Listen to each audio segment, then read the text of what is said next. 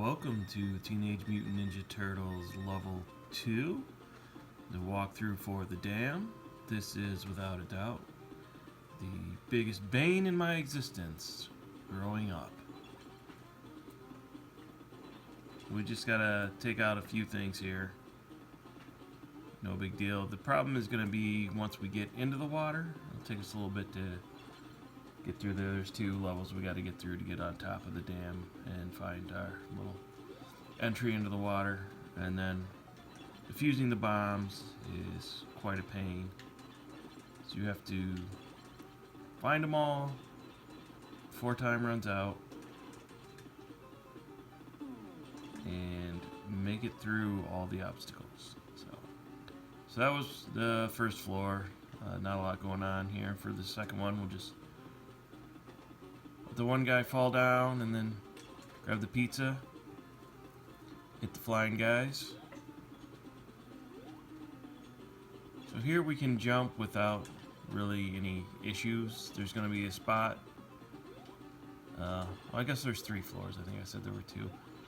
There's going to be a spot on the next floor where you're likely to hit your head and fall like that. And so kind of want to work on your jumps maybe down here. And it's a pain in the butt because they wait till you get up to the top and by the ladder before they set off the boss lock, so you have to go down and fight him. And right above us is where I was talking about. And these flying guys, just kind of set them off and then get out of the way. If it wasn't for that guy who almost hit us there, we could just walk underneath the flying guy and he wouldn't grab us, but our timing's a little off, so we'll just walk back and let that one fly down. No big whoop.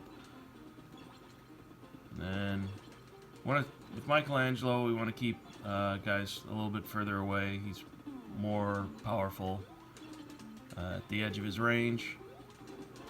If we didn't go for this pizza, we could have just skipped fighting this guy and the boss lock, but we're a little bit of health issues, so wanted to grab the pizza. And all these guys have respawned, and I think if I would have jumped there I could have gotten him to go up, but no big deal. We just kind of avoid these guys. We want to get to the edge here before jumping. See, there's not a lot of room. If we wanted, we could go back in that little hole and then go all the way back and grab that pizza, which might be something we would need to do if we had to ditch here coming up. So when you're swimming and you hit the pause, it'll tell you how many bombs you got left, which is actually pretty handy. And there's 2 things we're going to point out, and we're going to point out one towards the beginning and then one towards the end, so we can just show you basically where the bombs are in a more linear stream without too many interruptions. So the first one's going to be right here, and this is going to be with this seaweed. You don't want to get too close to that because that's an instant death. So now we'll just go back and I'll show you the way that I like to go to get all the bombs. There might be a more efficient way of doing it, but this was the way that works best for me. I can normally get there with around 20-30 seconds remaining on the clock, which doesn't really seem like a whole lot, but it's more than enough time. Some of the variations are, we gotta wait for the beams there to cut out, and just trying to reposition myself. I accidentally went up top, but sometimes you gotta do it just to reset how the thing is spinning, so you can find your way and avoid that.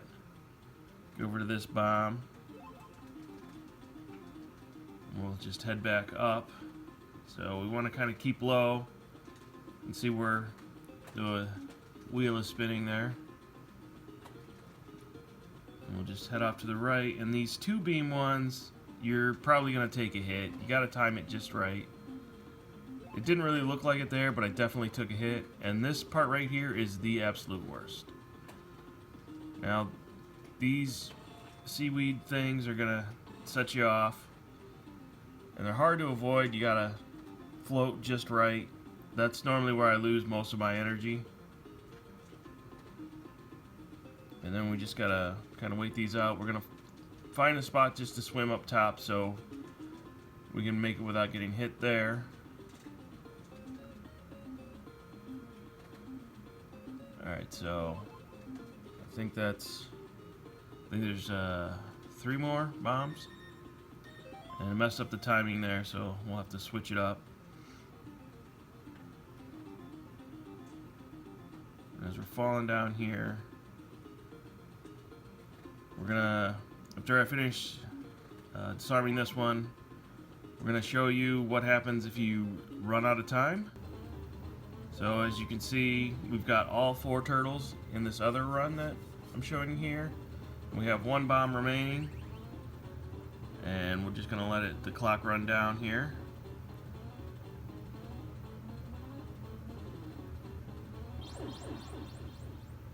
Yep, so you get the big red explosion and then it's an instant game over.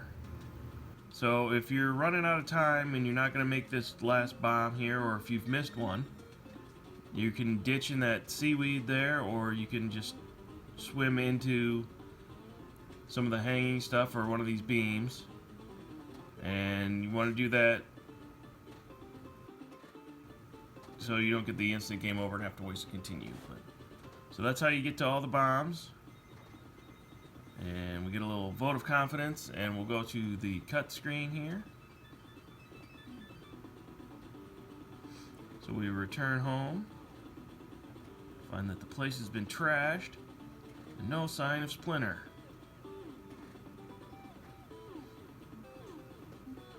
And Shredder introduces himself and tells us that he has taken Splinter, and to get him back we'll need to defeat the Foot Clan. And I like how he's supposed to be on TV, but yet somehow his hand is outside of the TV. It's very bizarre. But that'll get us on to level 3, where we go and save Splinter. So we'll see you back for that episode. Later.